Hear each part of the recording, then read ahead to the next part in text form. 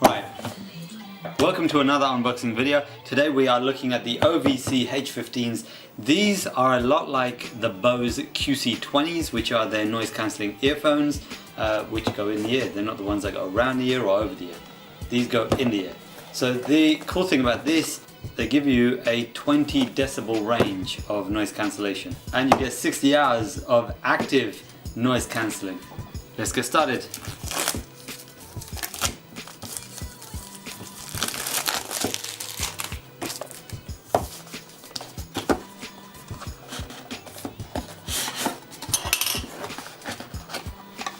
Ooh.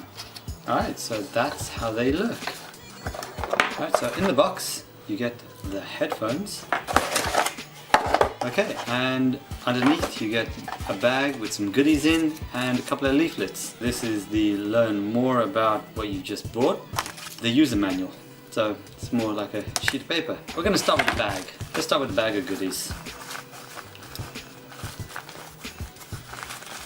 It's a nice feeling bag on the inside. Doesn't feel too bad. It's smooth, so it's not something that's going to scratch your headphones. And the outside of the bag seems waterproof as well. Okay, so in the bag you get this thing. What is this thing for?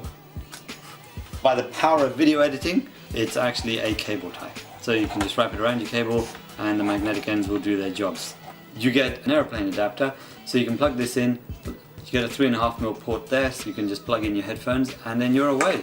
And a bag full of additional ear tips, which have combined ear hooks on them. These are too small and too large, and then the mediums will already be on the headphones. You've got your charger cable, standard cable. It's not flat, it's just a round cable. Is it long? I'd say it's about 2 feet. It's an acceptable length. I mean, you're not really going to need like a 6-foot cable just to charge your headphones. Micro USB, you've probably got one of these laying around the house anyway, so. Alright, so the headphones.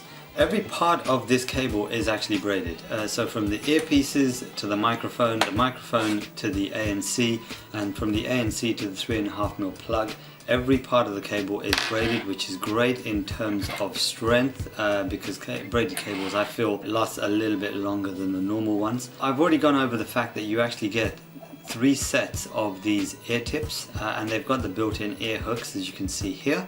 These are the medium ones. The box contains small, medium and large, so you can just swap them out to whatever you need. So as you look down the cable, you have this little rubbery bit here which keeps the cables together. It stops the cables from moving around too much, which is a great feature, because then obviously with cables that don't move around as much, the earphones are less likely to fall out of your ears. Right, so the remote control, you have a microphone at the back. At the front you've got 3 buttons. You've got the plus and the minus, which is for volume up, volume down.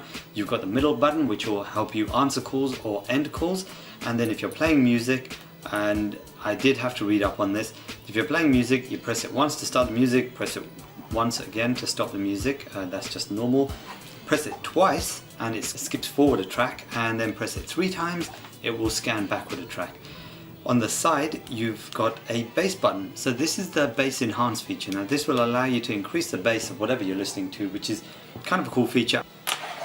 Right, the ANC unit comes with 1 button and that's it. That's really it. So that button turns it on, turns it off, and to charge it you've got a micro USB port on the side here. So this is great because I've got an Android phone, so I've got a ton of micro USB cables sitting around the house. It's going to be easy to charge for me. Speaking of charging, you'll see if I hold that down, none of the lights come on, so I'm going to go get a charger real quick. Okay, so we have charged it up. You can see once you press the button, you get 2 green LEDs shining up there. So let's plug this in and find out exactly what it can do. Alright. It's not bad. Right now I've got the headphones plugged in, I can hear the AC in the background. I press the button and that does drop down quite a lot.